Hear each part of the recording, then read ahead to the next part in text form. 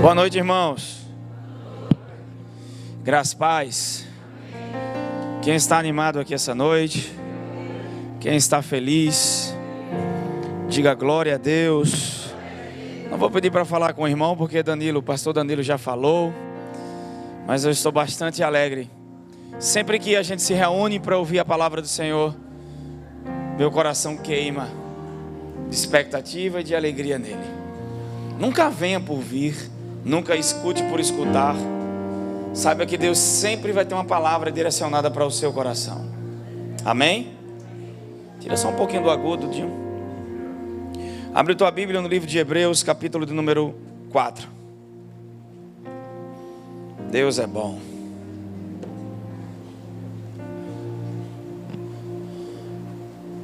Sábado agora a gente tem o nosso GL, né? Só que é uma reunião geral aqui na igreja, tá? O evento dos casais. Vai ser uma noite bem descontraída, bem empolgante. Uma palavra da parte de Deus para a tua família, para o teu casamento. E eu tenho certeza que a sua vida não será mais a mesma. Se já estava bom, vai melhorar. Olhe, vou dar um testemunho aqui, viu? Tem casais que vêm para a nossa reunião de casais e alguns nem estão tomando mais Viagra. Poxa, irmãos, não gostaram da piada não? Foi... Deus ainda pode fazer Lázaro ressuscitar, irmãos. Mas de verdade, sabe, às vezes a gente investe em tantas coisas. A gente cuida tão bem do carro, da casa. A gente cuida das nossas roupas. Tem pessoas que lavam melhor o carro do que cuida da esposa ou a esposa do esposo. E a gente entende que quando a gente tem uma palavra de Deus estabelecida, voltada para uma área, naquela área há uma unção específica da parte de Deus para trabalhar naquele ponto específico. Por exemplo, quando a gente está falando sobre cura ou pregando sobre cura, uma unção de cura vem específica nessa área e pessoas são curadas. Quando ensinamos sobre fé, uma unção é liberada nessa área. E quando nós ensinamos ou pregamos ou nos reunimos para compartilhar de uma mensagem, de uma palavra, tocando a área família, casamento, sabe, eu acredito que Deus ele faz algo específico. Uma unção da parte de Deus é liberada, porque tudo que Deus vai manifestar e fazer vai ser através da sua palavra. Por isso que Ele deixou a sua palavra. A Bíblia não é um livro de regras. A Bíblia é um pedaço do céu em nossas mãos. Não é um livro cheio de regras. Jesus disse: a palavra que eu vos tenho dito são vida. Ela é vida, ela contém a vida de Deus, o poder de Deus. Enquanto ela não é revelada ao teu coração, pode ainda ser papel e tinta. Mas quando ela, porém, é revelada ao teu coração, ela se transforma na poderosa palavra que criou o universo e sustenta toda a criação que Deus criou. Porque tanto em Hebreus 11:3 e Hebreus 1:3 diz que Deus não só cria, mas sustenta todas as coisas pela palavra do seu poder. Não é pelo poder da palavra, é pela palavra do seu poder. Porque a palavra vem antes do poder. Na verdade, o poder é liberado por causa da palavra dele. E nós temos essa arma poderosa em nossas mãos e muitas vezes não a usamos ou a compreendemos ou entendemos. É por isso que a gente está numa série pregando sobre fé para possuir. Diga assim: tudo que meu Pai Celestial tem já é meu. Eu costumo dizer que pela graça Deus te dá e pela fé você agarra. O amor dá, a fé leva. E a gente precisa entender porque Deus nos deu fé e como fluir em meio à nova aliança. Porque na nova aliança Deus não nos trouxe para a nova aliança para vivermos uma vida cheia de regras. Não, Jesus nunca veio para te dar regras. Jesus veio para te revelar um Pai. Jesus veio para revelar a você o quanto o Pai ama você.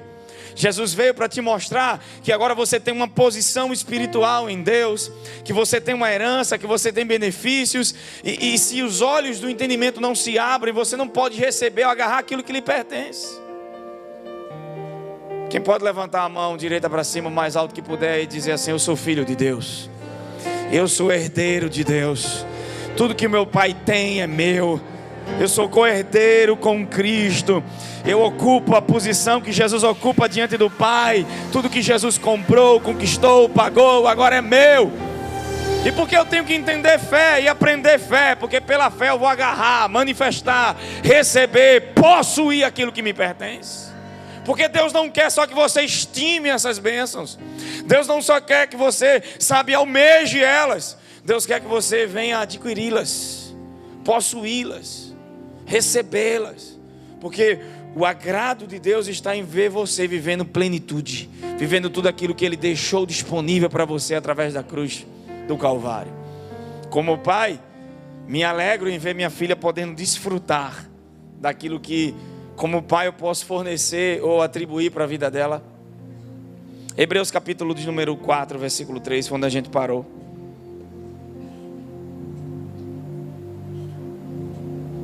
Hoje eu estou coisado, irmão.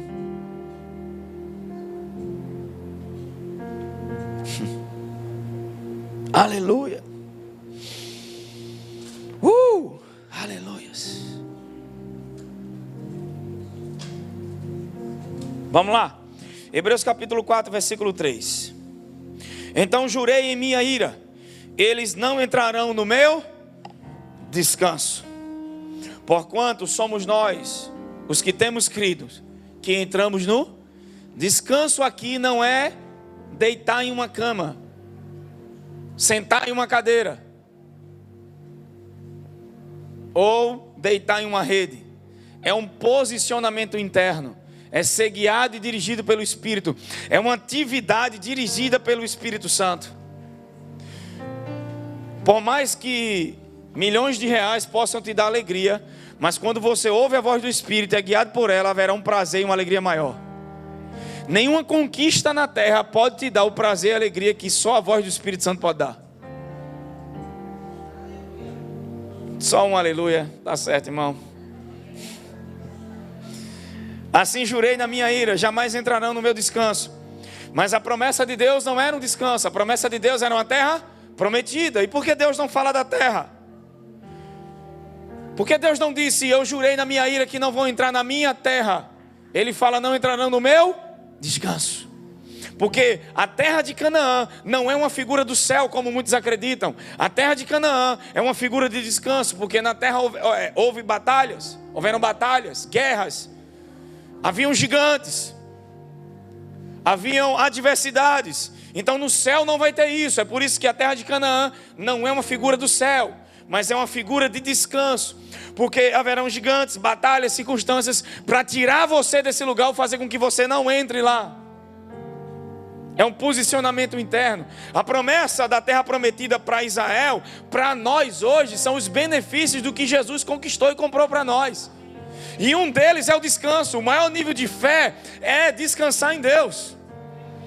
É enquanto você resolve os problemas, enquanto Deus te dá sabedoria para lidar com situações difíceis, você está bem por dentro.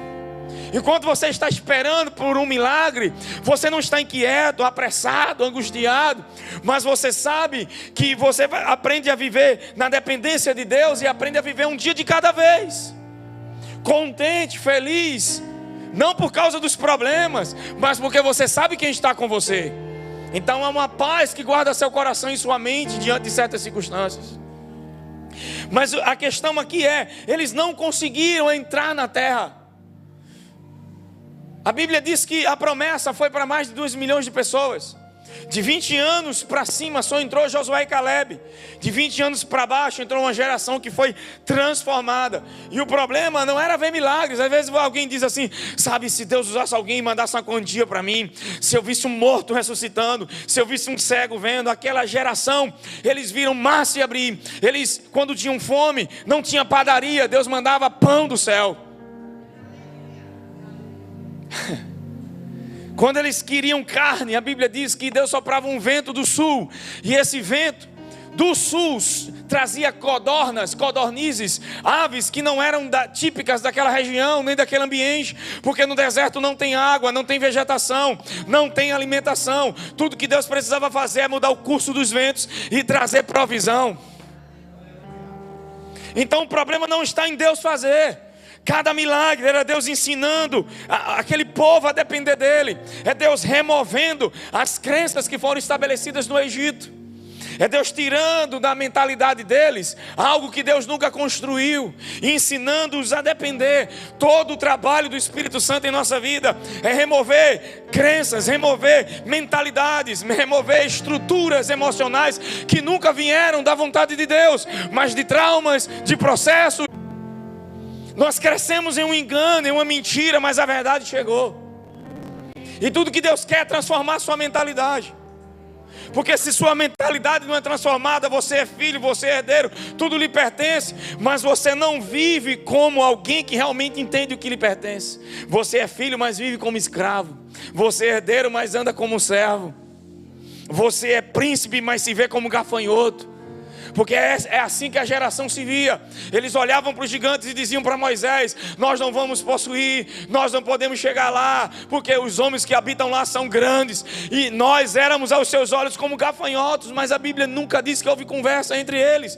Como eles sabiam que os gigantes pensavam sobre eles? Na verdade havia um padrão de crenças de vitimismo, crenças de escassez, mentalidades que não foram construídas por Deus. Deixa eu te dizer, sentimentos de rejeição. Deus não quer que você viva sua vida toda com esse sentimento de rejeição. Deus quer hoje que você aprenda e tenha a revelação do sangue de Jesus sobre a tua vida. Para quê? Para que você viva como aceito, amado. E independente do que alguém fala e diz, isso não muda como você vive. Porque se o que alguém diz te angustia, então essa pessoa está te controlando. Se você permite que o que alguém fala e diz te angustie, você está permitindo que essa pessoa te controle. Você não é responsável pela forma que as pessoas te tratam. Você é responsável pelo seu coração. E se o nosso coração está igual desse povo endurecido, os responsáveis somos nós mesmos. O problema é que muita gente não aprendeu a importância do coração. Aprendeu na igreja o que deveria se fazer para agradar a Deus, quando na verdade o que agrada a Deus é o que Jesus fez. Você já está em uma nova aliança, e nessa nova aliança tudo mudou, no aspecto da forma que Deus te enxerga, na maneira como nós nos relacionamos com Ele. E muita gente não sabe disso. Então qual é o problema de muita gente na igreja? Áreas importantes como crenças não percebem. É mais fácil ficar chateado com alguém por causa de uma crença de rejeição, ao invés de em Deus vencer essa crença e mudar. É mais fácil a gente culpar todo mundo e dizer: ninguém me leva para o tanque, ao invés de entender, está na hora de me levantar e pegar aquilo que me dominava e dominar, porque Jesus me dá capacidade para reinar em vida. Reinar em vida não é ser milionário, é ser uma empregada doméstica, mas fazer da melhor forma possível, porque você reina em vida. Em qualquer ambiente que você é colocado, você vive bem. Quem está entendendo o que eu estou dizendo? O problema de muitas pessoas é que elas não entenderam que aqui na terra nós já podemos reinar, e é pela fé isso. Vamos entender então. Jamais entrarão no meu descanso. Por que não vão entrar no descanso? Qual era o problema dessa geração, desse povo? Incredulidade. Muito embora suas obras estivessem concluídas desde a fundação do mundo, tudo já estava pronto. E por que não entra? Tudo já estava feito. Por que não entravam? Porque a promessa não é suficiente. Porque Deus não pode torná-los. Porque Deus não pode fazer. Porque Deus não pode operar. Não. Por causa de incredulidade no coração.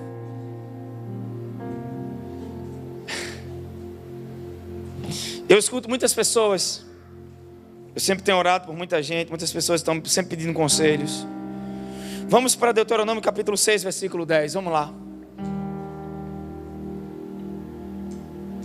Aleluia.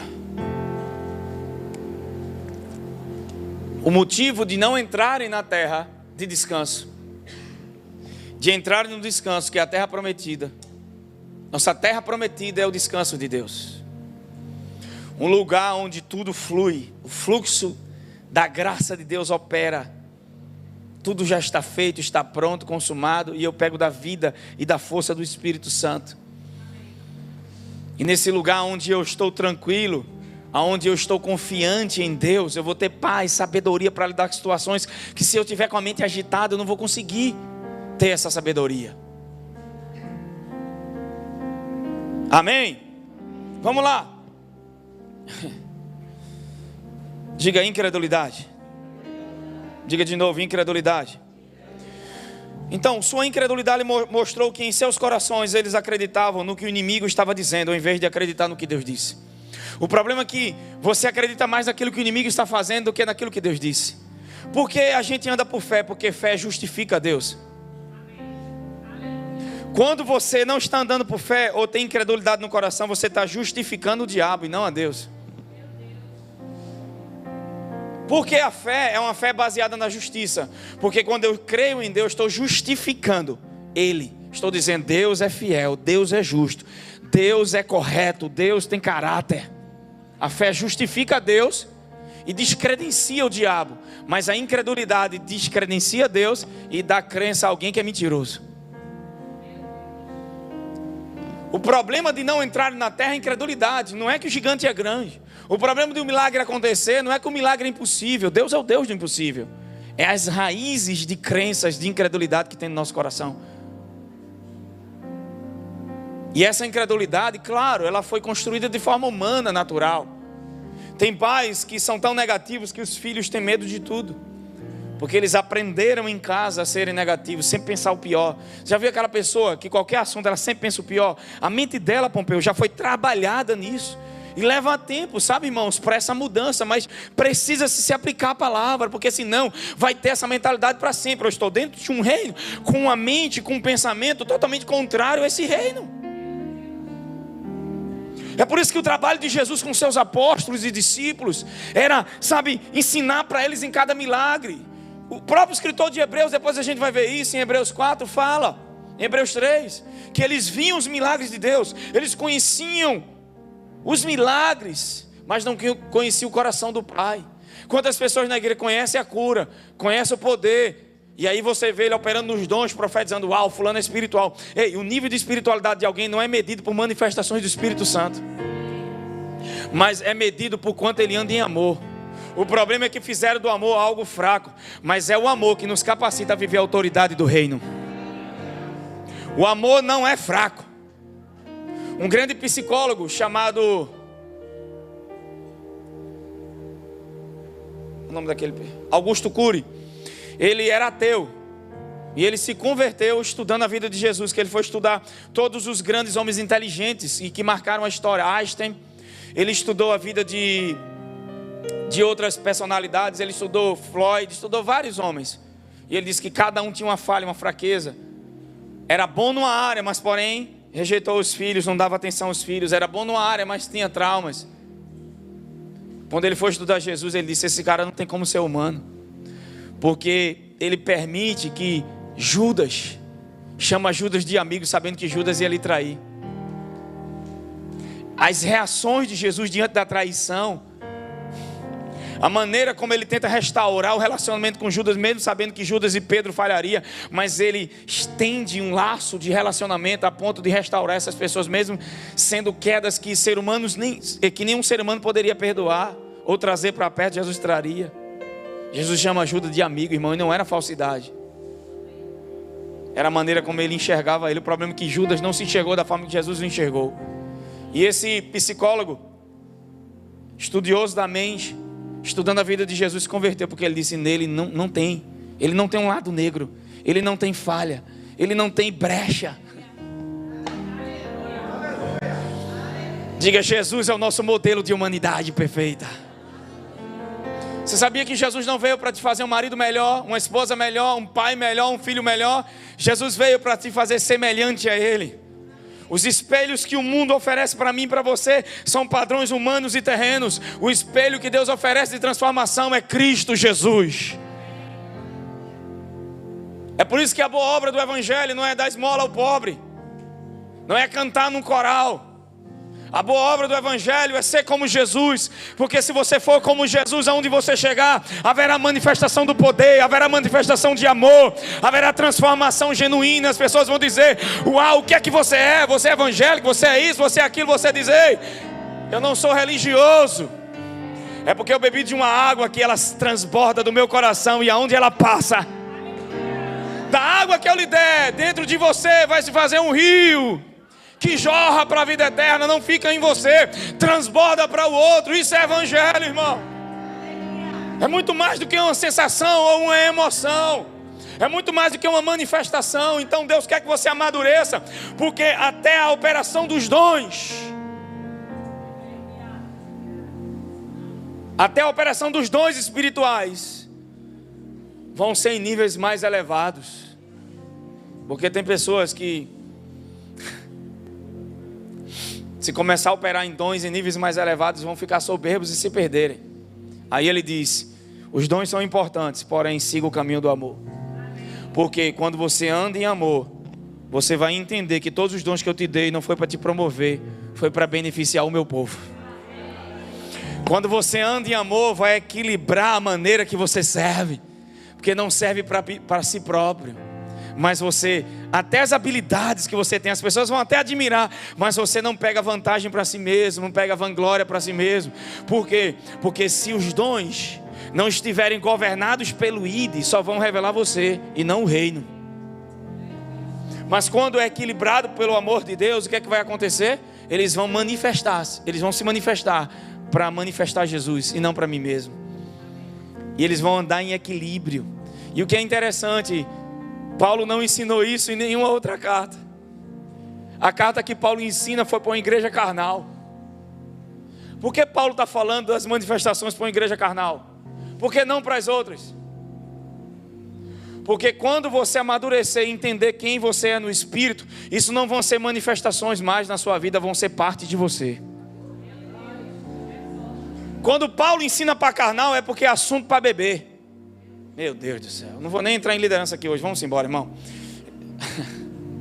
Vou deixar para a escola da graça. Está em Coríntios, vai ver que igreja é aquela. Uma igreja carnal, menina. Você não vai ver Paulo ensinar isso para Éfeso. Você não vai ver Paulo ensinar isso para a igreja de Roma. Você não vai ver Paulo ensinar isso nas cartas a Filemão, as cartas a Timóteo, a Tito. Você não vai ver em Colossenses, em Tessalonicenses,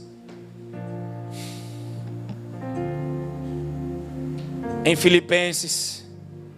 Por que não? Sobre os dons. Eles são importantíssimos, mas por que para a igreja de Corinto e não para as outras? Porque aquela igreja era carnal, era menina. Então Paulo estava trazendo leite para menino. A tua comunhão com Jesus, teu relacionamento de crescimento com Ele através da estrutura da palavra de Deus, vai fazer com que a sua vida não manifeste mais as ações ou manifestações do Espírito Santo. Vão fazer parte de você, irmãos. Não é só no culto, não é só quando prega, às vezes tomando café, se relacionando, numa festa, no aniversário. Isso faz parte da tua vida. Pelo menos comigo não tem isso de estar num culto, de ser num culto. Vamos embora. Quem está feliz? Deuteronômio 6, versículo 10. Acho que já dava para encerrar aqui, né? Se encerrasse aqui já estava bom? Sim ou não, irmão? Não? Quer mais? É fominha, né? Suga vaso. Como disse Herênio, né? Suga vaso. Deuteronômio capítulo 6, versículo 10. Sua terra prometida. Vamos lá. Quando o Senhor teu Deus, quando Yahvé, que é o Senhor teu Deus, te fizer adentrar a terra que Ele, sob juramento, prometeu a teus pais, Abraão, Isaque e Jacó, que te daria, calma aí, vaso, que te daria terra construída de grandes e boas cidades, que tu não construísses. Isso aponta para a obra consumada de Jesus. Você não ganhou sua salvação. Jesus preparou ela para você.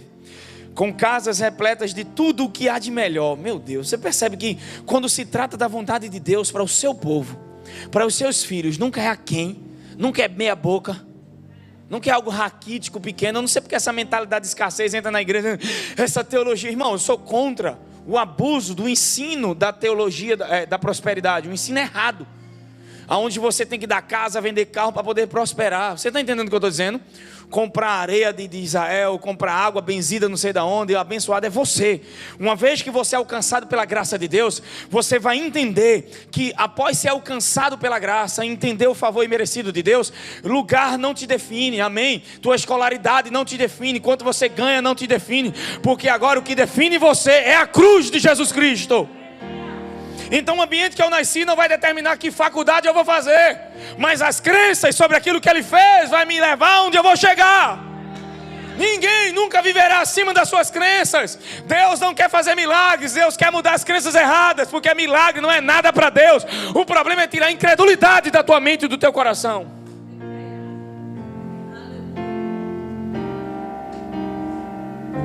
Muitas das nossas orações é o Espírito Santo tentando nos convencer daquilo que Ele já nos deu. Você está orando, Deus faz isso, e Ele dizendo, oh, eu queria tanto que Ele entendesse que eu já fiz. Pai, eu te peço, me abençoa, Pai, manda isso ou aquilo. Aí o Espírito Santo vai no coração, e o Pai, oh, seria tão bom. Que tal Ele entender que eu já o abençoei? Vamos convencê-lo do que eu já fiz por Ele. Isso é fé. É Deus persuadindo o teu coração pelas Escrituras e pela verdade, te levando a entender que já está feito. E agora você pode possuir, você pode viver, você pode se relacionar sem medo. Sem medo, porque na verdade o medo é uma falta de confiança na bondade de Deus.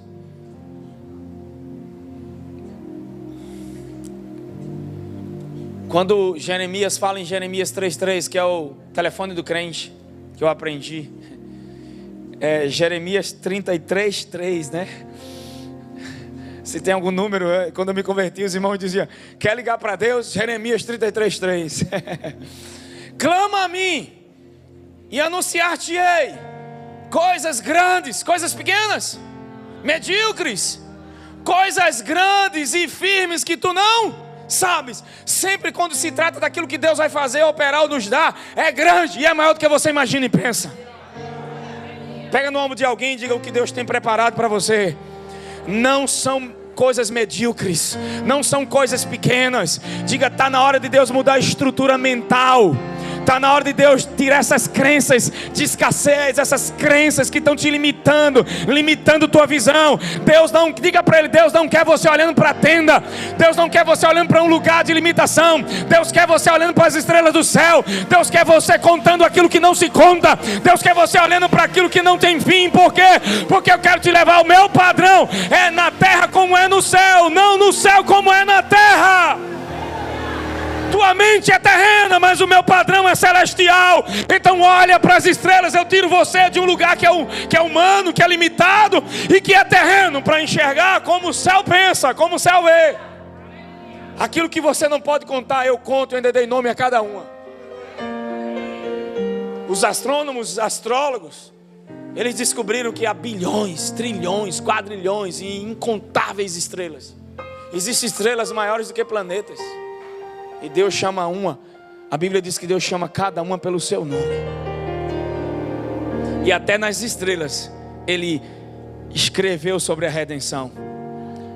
Os homens, quando se perdiam, quando não haviam bússolas nos navios, eles procuravam só o Cruzeiro do Sul, que é uma constelação de estrela em formato de cruz. Achou a cruz, encontra o caminho de casa. Quando achavam a cruz, encontravam o caminho de casa. Abraão percorre a terra em largura e comprimento. Olha o sinal da cruz. Largura. Tudo isso que você vê é seu. Largura e comprimento. Tudo que eu fiz na cruz. Enxerga, possui, toma posse. É a terra que eu te dou. Pega no seu vizinho e diga, nessa obra consumada tem favor imerecido, tem paz, shalom de Deus. Diga, tem alegria, tem cura, tem provisão divina, tem proteção celestial, tem presença do Espírito Santo, tem direção do Espírito, tem poder do Espírito Santo, tem dons espirituais, tem manifestações, tem a palavra escrita, tem a palavra revelada, tem o sangue do Cordeiro. Ah, meu Deus do céu. Tem herança, tem tantos bens, benefícios. E é por isso que a gente precisa aprender sobre fé. Tem alguém comigo aqui essa noite?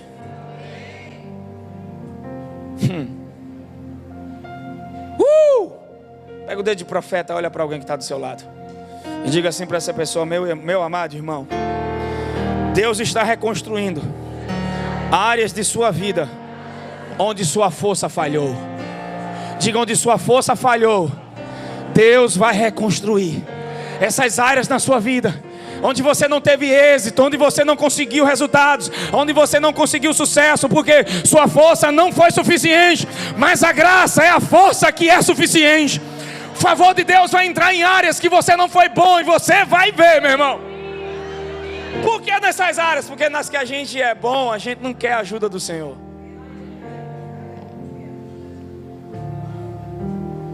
Então esse lugar é muito bom, irmãos. Terra repleta de tudo, que há de melhor. Que há de melhor. Deus só tem o que é melhor para nós. Agora, de obras e bens que não produzistes, com cisternas que não cavastes. Aleluia. Tem cisternas que você não cavou, água pronta para beber, com vinha. Sabe o que é vinha? Eram plantações imensas de uva, e o cacho de uva era enorme, irmão. Tinha que 2 homens trazer. Tão grande que era. Oliveiras que não plantastes. Quando enfim tudo isso se realizar, e comeres e estiveres saciado. Versículo 12.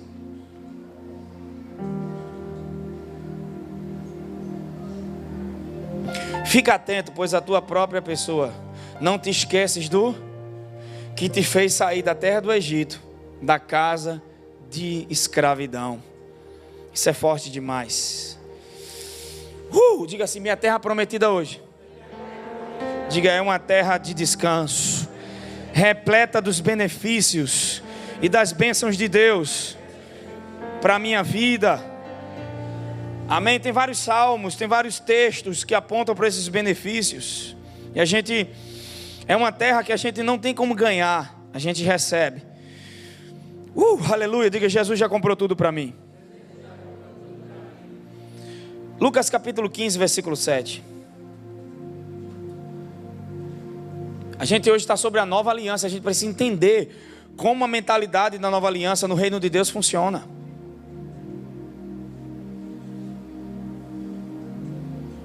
Aleluia. Quem comprou nosso perdão? Fomos nós ou Jesus? Olha a terra prometida. Quem construiu isso? Jesus ou nós? A cura, quem comprou para nós? Acesso ao Pai, quem comprou para nós? Só que a gente precisa começar acreditando de forma certa. Quando você acredita de maneira correta sobre Deus, você começa a viver uma vida correta. O que faz muita gente viver errado, irmãos, é porque tem uma crença errada sobre Deus. Por exemplo, em Mateus capítulo 24, Jesus falando do princípio das dores. Em Mateus capítulo 25, ele fala de um homem que tinha 3 servos. E ele diz que ele repartiu. A um ele deu 5 talentos, a outro deu 2 e a outro deu 1. O que deu 5, multiplicou. O que deu 2, multiplicou. Mas o que deu 1, enterrou. Isso é interessante. Mateus 25, por favor, vamos lá. Aleluia. Aleluia. Medo é uma falta de confiança na bondade de Deus. Vamos embora.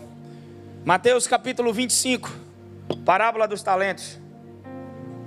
Deixa eu achar aqui que é mais rápido, né?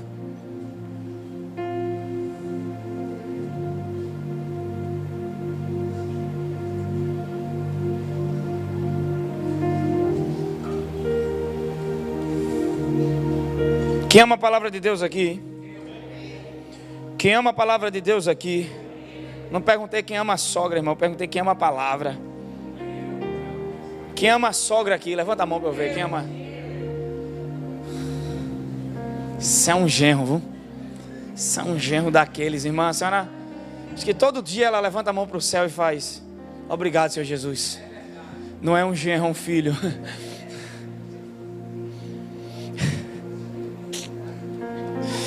Versículo 14. Digo também que o rei não será como um senhor que ao sair de viagem convocou seus servos e confiou seus bens. A um deu 5 talentos. Quantos talentos? 5. A um deu 5 talentos, o outro... Não, a um deu 5 talentos, e a outro 2, e a outro 1 talento. A cada um conforme a capacidade pessoal. E em seguida partiu de viagem. O que havia recebido 5 talentos saiu imediatamente, investiu-os e ganhou mais 5. Da mesma forma, o que recebera 2 talentos ganhou outros 2. Entretanto, o que tinha recebido 1 talento afastou-se, cavou um buraco na terra e escondeu o dinheiro que o Senhor havia confiado aos seus cuidados. Após um longo tempo, retornou o Senhor daqueles servos e foi acertar contas com eles. Então o servo que recebera 5 talentos se aproximou do seu senhor e lhe disse: entrego. E lhe entregou mais 5 talentos, informando: o Senhor me confiou. Ele entendia de quem era o talento? De quem era o talento? Ele disse: o Senhor me confie, eu só sou um mordomo, não é meu. Olha que coisa, pega isso aí, tá? Isso é uma chave. A maneira como você, que talento aqui é dinheiro, tá, irmão? A gente pode operar aqui ou interpretar essa passagem como dons também, habilidades, mas o texto aqui está falando sobre dinheiro. A nossa forma de lidar com dinheiro está relacionada à maneira como enxergamos a Deus. A maneira como eu sou generoso, aquilo que eu dou não fala só de generosidade, mas fala do meu coração também.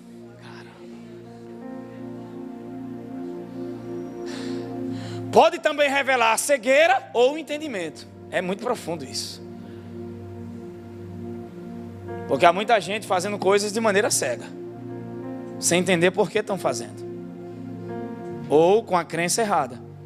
Eu vou dar uma vez eu encontrei um jovem que estava frustrado com a igreja que ele fazia parte, porque ele ouviu no sermão que se ele desse a moto dele, ele ia ter a noiva de volta. E eu perguntei: cadê a moto? Ficou sem moto, desempregado. Porque a crença errada, a minha crença não está em coisas. Os filhos de Israel viram coisas, viram obras, mas não entraram na terra. E Deus jurou na ira de Deus. Deus se irou com a incredulidade, não com eles. Irmãos, a Bíblia não diz que o que fez eles não entrarem na terra foi falta de santidade. Caramba. Porque as igrejas que pregam legalismo focam muito nisso. Você está em pecado, você está desqualificado. O que qualifica você não são suas obras, é o sangue do Cordeiro. Porque quando o anjo da morte entrou no Egito, a Bíblia não diz que ele passou por cima da casa porque o pai de família fez tudo certinho e porque o outro errou, ele foi lá e matou. A Bíblia diz que ele viu sangue. Viu sangue e passou. Mas Gleison, veja só, você está dizendo então que eu posso fazer o que eu quero? Nunca, nunca, nunca. A Bíblia diz que o pecado não terá domínio sobre vós, porque estão debaixo da graça de Deus. Vocês entenderam o quanto Deus ama vocês entenderam o tamanho do perdão que receberam, vocês sabem que evangelho é relacionamento e você se apaixonou por ele. Não tem como você querer viver uma vida num lugar onde você já foi liberto. Você não vai querer viver na lama quando você tem um oásis para mergulhar. Para que pular na fossa se eu tenho uma piscina cristalina? Isso é viver no pecado. É estar preso em algo que Jesus já me libertou. É viver debaixo de algo que já há um poder em mim para me tirar. Se eu fico nisso ainda, eu estou dizendo assim para Deus: o sangue do teu filho não é suficiente. Eu estou dizendo para Deus: o sacrifício dele não é maior do que os meus pecados. Mas não, Deus não enviou um Salvador menor que nossos pecados. Ele é maior do que todos os nossos pecados. Agora eu posso estar nessa vida por crença, posso estar nessa vida por não entender quem eu sou, eu posso estar nessa... É por isso que Paulo, quando começa a carta aquela igreja carnal de Corinto, ele começa... A igreja estava vivendo uma... Só Jesus sabe, irmão. O negócio estava bagaceira lá. E Paulo começa a carta de 1 Coríntios: aos santos e amados em Corinto. Ele era para dizer aos cabras safados, aos sem vergonha. Porque o camarada ficou com a mulher do pai, irmão, com a madrasta. Ah, Gleice, então Deus perdoou o pecado dele, mas o pecado dele teve juízo e julgamento. Que coisa séria. Paulo disse que a alma seja salva, mas que o corpo seja entregue a Satanás. Vê que coisa séria, irmão, isso.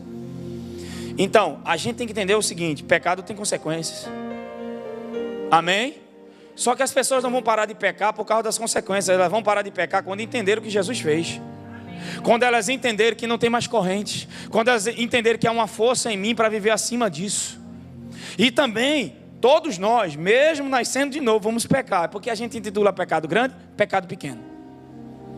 Amém? Para Deus não tem pecado grande nem pequeno. Até porque o pior de todos os pecados para Deus é a incredulidade. É a mãe dos outros pecados. Quando alguém está em prostituição, na verdade, ela descreu de Deus em alguma área. É por isso que nessa aqui ela está aprisionada. A crença principal é a incredulidade. A Bíblia não diz que as pessoas vão para o inferno porque pecam. Vão para o inferno porque não creem.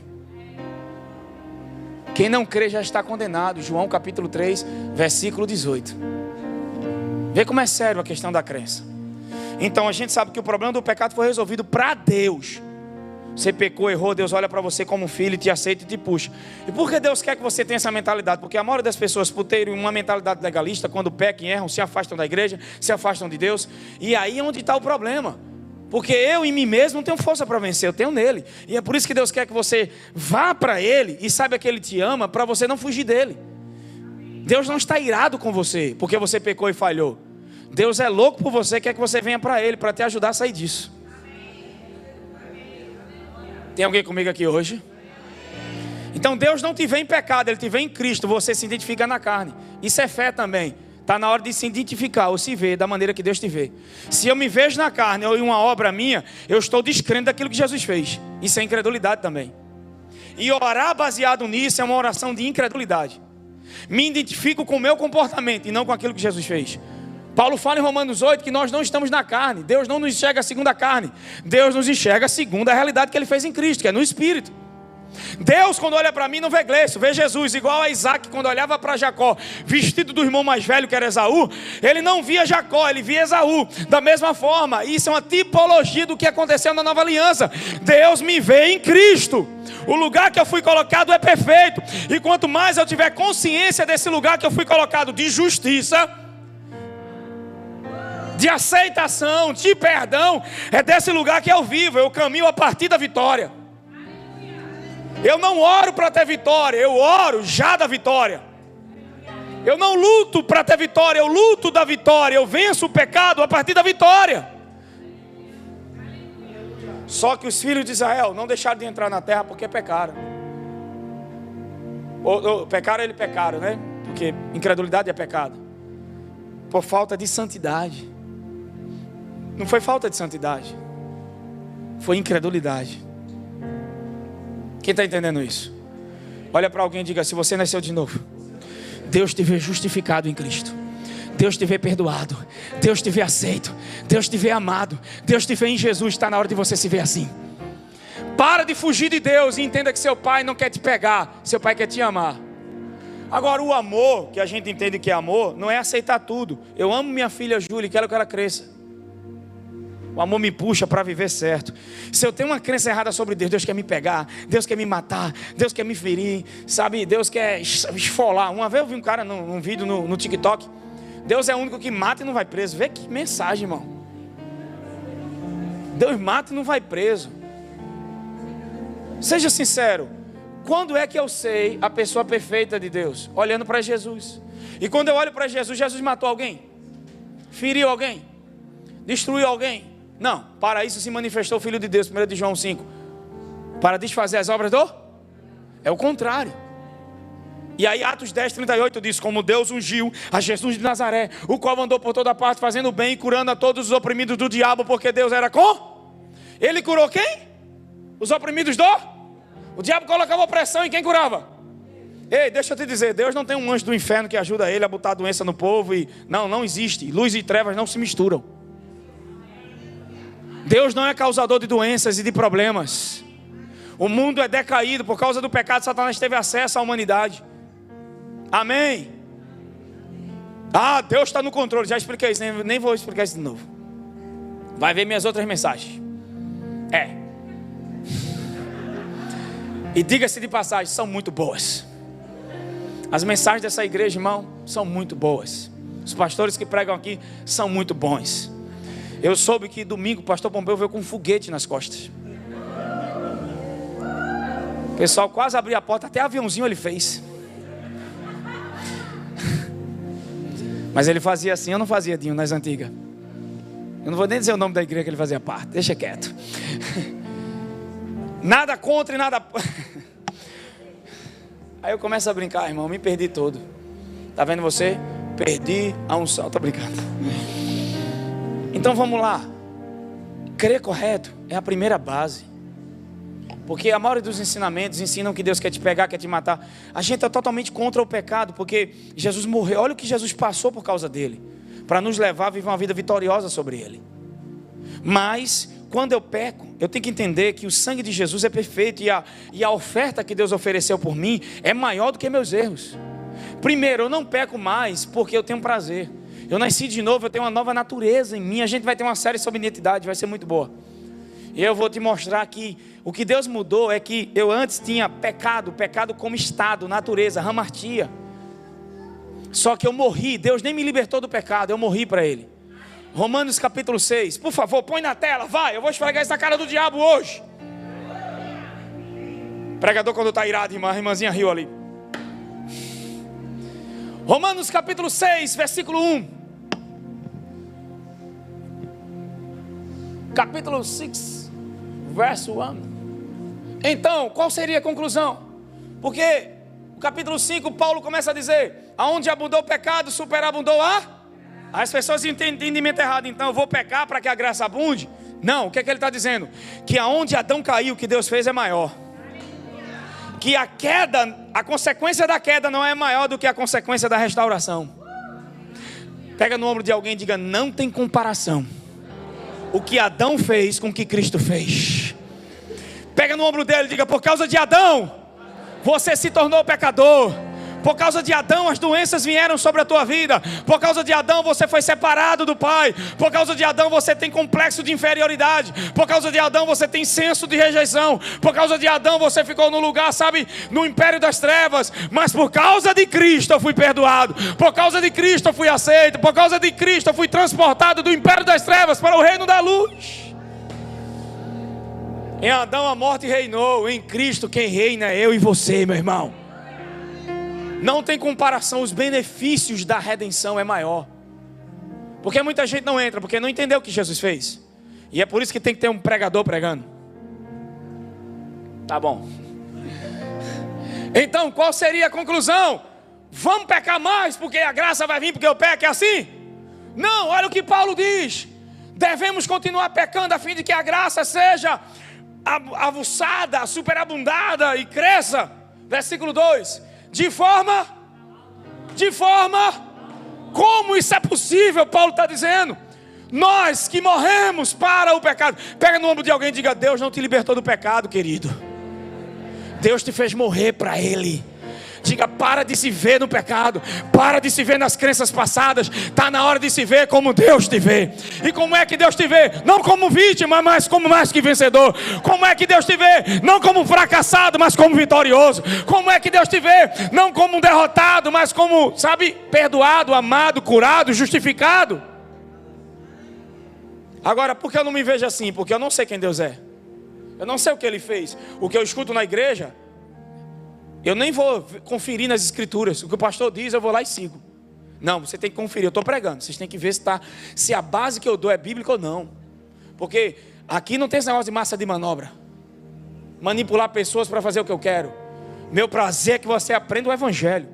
Porque eu nunca vou querer que você fique dependente de mim. Eu quero que você dependa do Espírito Santo. Eu quero que você dependa de Jesus. Porque se você depender do Espírito e de Jesus, tua vida vai ser um sucesso. Porque a igreja primitiva nem Bíblia tinha, irmãos. E tinha perseguição de Torá. Se o cara era crente, era morto, julgado e condenado. Os filhos eram jogados em caldeirões, em fogueiras, em covas de leões. E essa geração, sem a Bíblia, só com o Espírito, transformou aquele lugar. Transformou toda uma cultura e uma geração. Nós temos a Bíblia, o Espírito Santo, tudo interpretado, tudo facilitado. Misericórdia.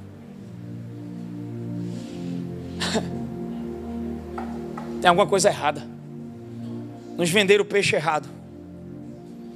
Eles não tinham uma Bíblia, mas havia a vida desses homens. Nós temos agora ela, porque eles foram confiados ao governo do Espírito Santo. A igreja precisa voltar a depender do Espírito Santo. Tem igrejas por aí que, se tirar o Espírito Santo dela, ela nem percebe, porque é tanto entretenimento, é tanto trabalho dentro da igreja para ocupar as pessoas que elas nem conhecem o Espírito. E se tirar o Espírito Santo, eles não vão nem saber que ele saiu, porque eles não foram ensinados a se relacionar com ele, mas ensinados a se relacionar com regras e galgar posições dentro da igreja com títulos. Quando eu entendo o que Jesus fez, eu nem preciso de títulos, eu recebi o melhor de todos. Eu sou filho de Deus.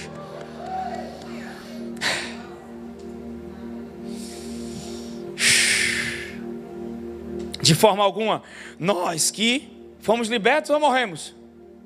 Fomos libertos ou morremos? Fomos libertos. Agora, pega no ombro de alguém e diga: se a gente morreu, irmãos, diga: por que tem tanto morto na igreja? Reclamando, murmurando, se queixando, ferido, magoado. Será que a gente morreu mesmo?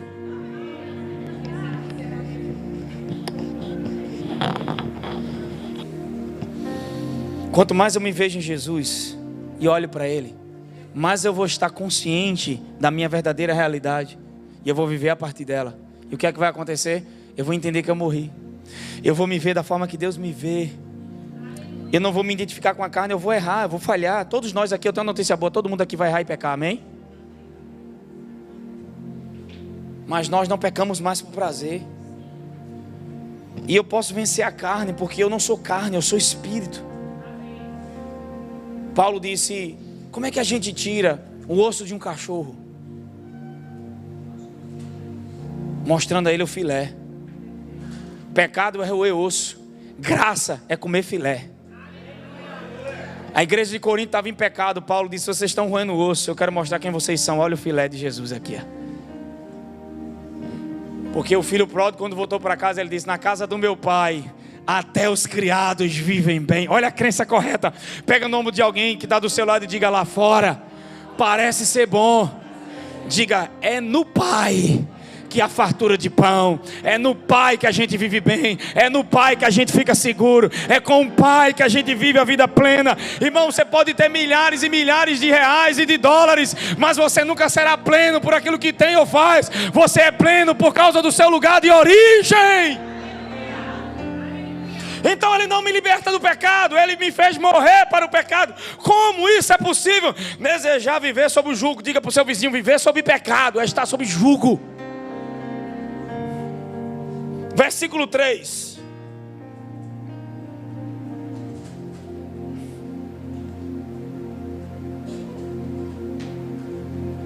Ou ignorais que todos nós que fomos batizados em Cristo Jesus, já fomos igualmente batizados na sua morte.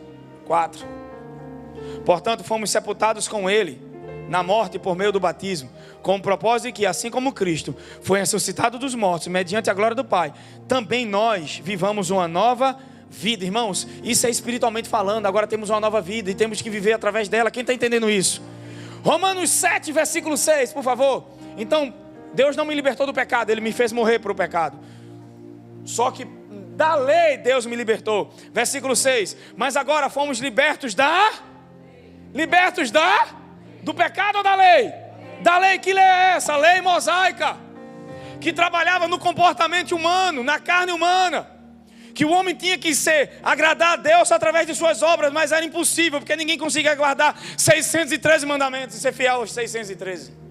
Só Jesus conseguiria. Ele é a chave, Ele é a interpretação, Ele é a teologia perfeita, Ele é o cumprimento, Ele é tudo, Ele é a resposta, Ele é a vida, Ele é a porta, Ele é a chave, Ele é, Ele é o caminho, Ele é a verdade, Ele é o amor. E Cristo é a interpretação de todas as Escrituras. Quer interpretar algo de forma correta, passe por Cristo. Mas agora fomos libertos de onde? Havendo morrido para aquilo que nos aprisionava. O que é que nos aprisionava? O pecado. A gente morreu para o pecado e fomos libertos da lei. Deus não quer regras para você, Ele te deu o Espírito para se relacionar, para que você se sinta seguro. e para que você saiba que Ele está no lugar mais próximo que Ele poderia estar, dentro de você. O Espírito Santo não está dentro de você para te mostrar o pecado. O primeiro papel dele é convencer você do pecado. Beleza, Ele convenceu, agora Ele vai te convencer da justiça. Você nasceu de novo, todo dia Ele está dizendo: você é filho, você é justo, você é santo, você nasceu de novo, você tem minha natureza, você tem meu poder, você tem minha graça. Eu estou com você todos os dias até a consumação do século. Pai, eu estou me sentindo fraco. Aí quando você pensa que está fraco, aí que você é forte, o meu poder opera na tua fraqueza. As áreas onde você foi fraco, eu vou restaurar todas elas, porque agora eu estou operando em você, eu sou teu ajudador. Olha o que ele diz: para servirmos de acordo com a nova ministração do Espírito, e não conforme a velha forma da lei escrita. Você não se relaciona com uma pedra, algo que é morto. Agora você se relaciona com alguém que está vivo dentro de você. Meu Deus do céu. Fica de pé em nome de Jesus. O que limita a Deus não é a dificuldade, é a nossa incredulidade. Então deixa eu te dizer uma coisa: para de se culpar e de se condenar. O louvor pode subir. Para de se condenar e se culpar. Não importa o que você tenha feito, o sangue de Jesus é maior do que todos os seus erros e pecados. Tem alguém comigo aqui essa noite? Tem alguém entendendo isso essa noite? Meu irmão, eu só comecei, velho. Por isso que a gente tem que ter a escola. Que na escola a gente vai poder entrar nesses pontos, fazer perguntas e tirar dúvidas. Tudo isso que eu disse para vocês é com um único propósito: de ensinar vocês que agora a gente tem uma nova ministração ou administração, que é a nova aliança. Não é segundo a letra, não é segundo o ministério que trouxe morte, o ministério da lei. Agora é segundo o ministério do Espírito Santo. E antes de possuir qualquer verdade da minha herança e das escrituras legais que estão escritas para nós, eu preciso entender que existe uma ação vital agora na nova aliança, que é a ação do Espírito e a palavra em mim. O Espírito Santo vai usar a palavra em você. O Espírito Santo vai te guiar, e há uma paz quando você é guiado. Só que às vezes a gente está tão consciente do natural que ele está falando e você não escuta, e depois você: já era para eu ter feito isso há tanto tempo. Perceba que o que é obras mortas é tudo aquilo que você faz sem ouvir do Espírito. Mas o que é justiça de Deus, ou fé, obras da fé, é quando você ouve de Deus e faz. E toda a direção de Deus, às vezes, elas são contrárias às crenças. Sabe por que elas são sem lógicas? Porque as crenças que foram estabelecidas em você são crenças que te levam para a razão, para o natural. Mas as crenças do Espírito vão te levar. Há uma razão para cada passo, há uma razão para cada coisa que Deus faz. Então a primeira coisa que Ele quer aqui à noite: eu tenho uma palavra do Senhor. Tem gente aqui que está se condenando porque pecou. Deus está dizendo: o que te capacita a vencer o pecado é entender que Deus não te condena. Amém? Agora, por que você tem que vencer isso? Porque você já tem força e fé e graça para a tua vida para viver acima disso. Mas escuta o que eu vou te dizer agora: para de se culpar e de se condenar. Deus já te perdoou. Diante de Deus não há nada, sabe, que mude isso. Porque o que me qualifica para esse lugar é o que Jesus fez. Aleluia. Agora, diante dos homens tem coisas que, se as pessoas fizerem de errado, vai ter consequências. Se eu pegar dinheiro emprestado com o pastor Alexandre e não pagar, eu vou perder a confiança dele. Diante de Deus eu sou perdoado, mas diante dele, ele não confia mais em mim. Quem está entendendo o que eu estou dizendo? Existem recompensas para as direções que o Espírito Santo te dá. Vê que coisa tremenda. O teu padrão de razão diz assim: isso não tem lógica, eu tenho que fazer isso. O padrão do céu, as instruções estão vindo, mas você está tão na carne que não percebe o que Deus está falando. Eu tenho notas do Espírito Santo aqui para alguém que está me ouvindo essa noite. O que tiver mais consciente na sua vida é o que vai se manifestar. Por que a gente não prega pecado na igreja? Porque quanto mais se prega pecado ou contra o pecado na igreja, mais consciente deles e mais as pessoas vão pecar. Quando eu prego a graça, eu levo as pessoas a estarem conscientes de Jesus. E o que é que vai se manifestar? Fé, justiça, retidão, santidade, amor, paz. Os frutos do Espírito que vem de Jesus. Quem está comigo essa noite?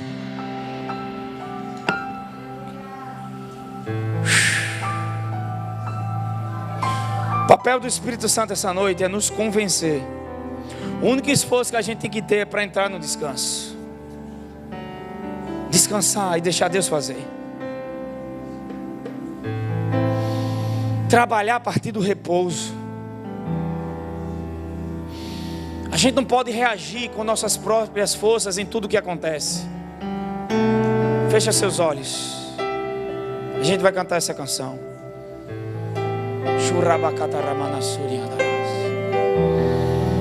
Deus vai restaurar em dobro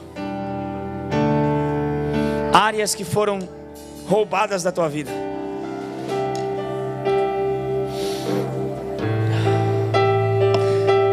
Só que passou o primeiro mês, você não viu nada acontecer. Você perde a fé, por quê?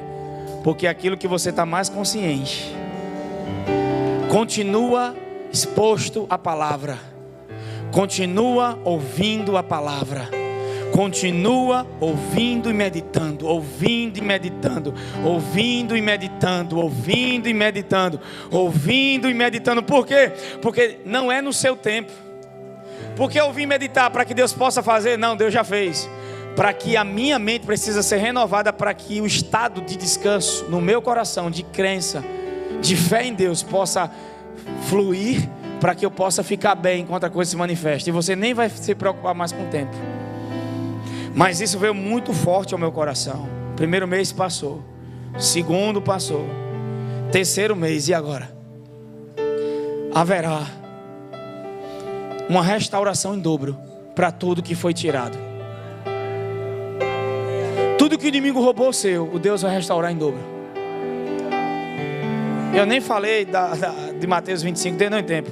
A gente vai soltar a canção agora. Fecha os olhos. Em dobro. Seu problema é que você espera isso de maneira humana e natural. Você diz, cadê que não aconteceu? Mas no Espírito, fica pronto. Começa a se enxergar. Porque se você não se enxergar, Deus não pode fazer você enxergar algo. Deus está mostrando as estrelas e você quer olhar para a tenda. Tem que haver uma mudança nas imagens do coração. Teve uma irmãzinha que chegou para mim e ela disse, pastor, eu não consigo me ver, eu não consigo entrar. E aí vem crença de escassez, de rejeição. E as imagens que muitas vezes estão em você é de se ver sempre perdendo, sempre voltando atrás, sempre faltando. Que tal agora ressignificar seu coração com as imagens corretas?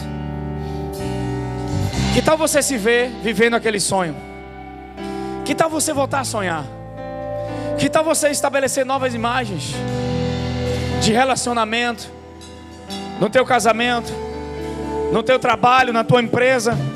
Que tal você começar a ver novos clientes chegando e enxergar isso no seu coração?